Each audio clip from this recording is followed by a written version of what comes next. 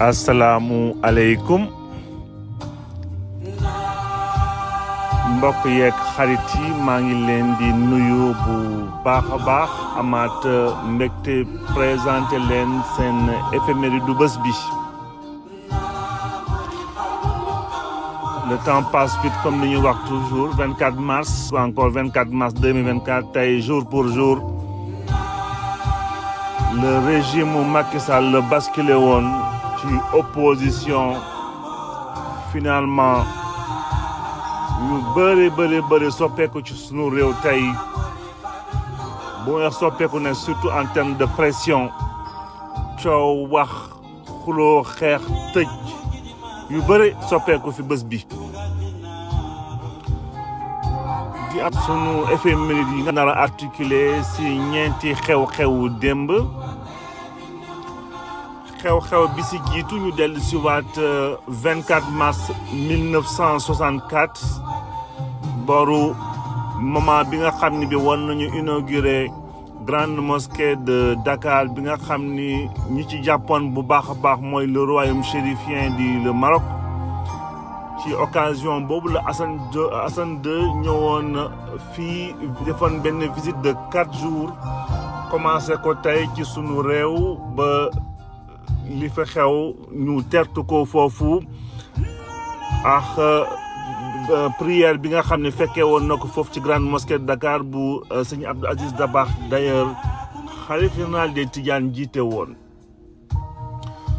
ba 92 24 mars bi tey ci tisbaar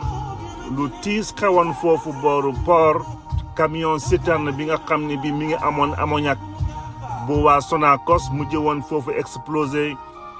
lu ci tàng bi lu ëpp juróom fukk du moins ñeent fukki bakkan sénégalais ñàkkoon fa ci bés boobu ak bilan boo xam ni bi sax par la suite romb na ci téeméer ci bilan définitif bi lu metti woon ci jamono boobu il a fallu par la suite d'ailleurs ñu demander jàkk yëpp ci Sénégal ñu julli ñaanal yi nga xam ni ci les victimes foofu ba dellu si waat 24 mars 2010 Sénégal tey di sargal seen benn doom bi di Oumar Seck comme niñ ko waatee woon fii ci espace éphéméride jëf lu mu tuuti du réer fii dinañ ko fi indi wax ko fi fàttali ñi nga xam ni am nañu taxawaay bi nga xam ne taxawee woon nañ ko ci sunu marche de la nation. Oumar Seck liggéey fii au niveau artistique ay mbir yu am solo tey ñu ñàkkoon ko fi nekkoon waajur bu góor ci Maodo Seck d'ailleurs bëggoon ko fi rendre hommage un clin d'œil rapidement balay ñëwaat ci sunu contexte su élection présidentielle 24 mars 2024.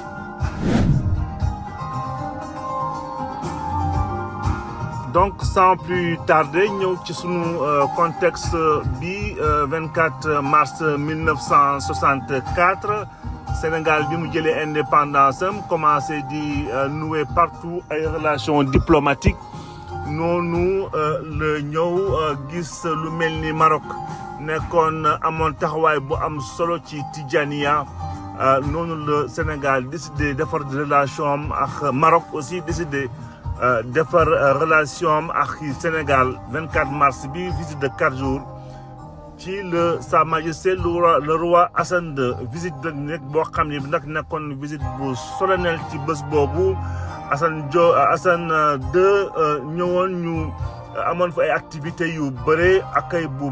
mag lañ ko organisé woon foofu ci Molde bu port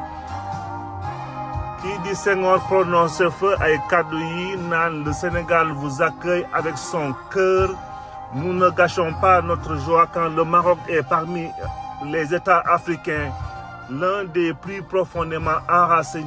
enracinés dans la terre africaine. Donc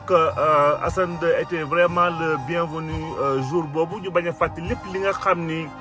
liggéey na ko ci sunu grande mosquée bi de Dakar ba ci alalam biñ ci dugal ba ci ay architectes yi nga xam ni indi woon nañ ko fa moo tax sax ñu am toujours cette touche marocaine ci grande mosquée de Dakar. ba yeneen jàkk yu bëri sax dañuy toppandoo ko par la suite ci même bés bi le 25 mars aussi mujjee woon nañ ko def docteur honoris causa foofu ci université de Dakar donc nekkoon moment bu fort aussi pour moom julli ñu mujjee woon ko aussi foofu ci bés boobu le 25 mars organisé foofu ci seen julli juma boobu bi nga xam ne bi ay kilifa yu mag teewoon nañ ko notamment sëñ Abdou Aziz Sy Dabakh encore une fois avec beaucoup de cordialité. tey lu ëpp ci fanweeri at tey le 24 mars 92 lu toll ni ci ñeent fukki bakkan sénégalais ñàkkoon nañ ko foofu ci port ci explosion usine Sonacos boobu plutôt camion citerne bi nga xam ne bi moo fa gaare woon avec beaucoup de négligence noonu la ci bésum donc ci boru tisbaar ci bés bi nga xam ne ci bésum koor la woon donc moo gënoon sax yokk tristesse bi jour boobu am na ñu bëri sax li ñu ñàkk seen bakkan c'était surtout ay débris wu camion bi explosé woon bés boobu contexte bi pour ñëwaat mbir mi camion bi nga xam ne bi waroon na yëpp lu toll ni ci 17 tonnes ammoniac finalement ñu surchargé ko ba def ci lu toll ni ci 22 tonnes ammoniac li nga xam ni contenance bi donc mënu ko woon supporter ba explosion bi foofu la jógee camion bi ci boppam noonu la explosé lu toll ni ci donc ci lim boobu ñàkkoon ci seen bakkan lu toll ni ci aussi ñaar fukki ouvrier aussi ñoo doon liggéey foofu ci Sonacos noonu la ñu mujjee woon ñàkk seen bakkan parce que ñeneen ñu bëri aussi c'était des riverains ay passants yi nekkoon foofu ak ñu fàttaliku encore si jamono boobu avec beaucoup de ak ñu bëri ñi nga xam ni dañ kumpa moo leen mujjee woon rey parce que bi ñu déggee explosion bi au lieu que ñu sori explosion bi dañ demoon ci booru explosion bi di xool lu xew foofu ammoniac boobu nag moo leen sax gën a sonal par la suite parce que blessure yooyu au début comme bokk ñu woon sax ci limu ñeent fukk yi ci bilan définitif bi mujjee woon dañ dem ba lim lu toll ni ci téeméeri bakkan définitivement foofu ñu ñàkkoon ko ci explosion boobu nekkoon nag benn moment bu triste ci Sénégal il a fallu que ñu organiser partout des prières pour jéem a penser cette blessure bi nga xam ne bi jour boobu Sénégal avec beaucoup de tristesse dundoon nañ ko foofu bilan définitif bi on parle très souvent de 129 morts ci li nga xam ne Dieu merci d'ailleurs gisaatuñ ko fi encore mu amaat ci lu mel ni ci usine nekk donc ñu considérer ko ci explosion industrielle yi gën a rëy ci sunu réew la explosion wu ammoniac boobu ci la bokkoon. 2010 ba 24 mars 2010 Sénégal tey di rendre hommage doomam ji di Oumar Seck donc on l'appelle souvent Cheikhou Oumar Seck. Cheikh Oumar Seck donc gane si àddina en 46 20 janvier Sénégal ñàkkoon ko le 24 janvier donc 2010 à l'âge de 64 ans Cheikh Oumar Seck ñu ginnaaw ay jaar-jaaram ci formation ba ci lycée Lamine Gueye ba ci théâtre du Palais foofu ci Dakar par la suite mu rejoindre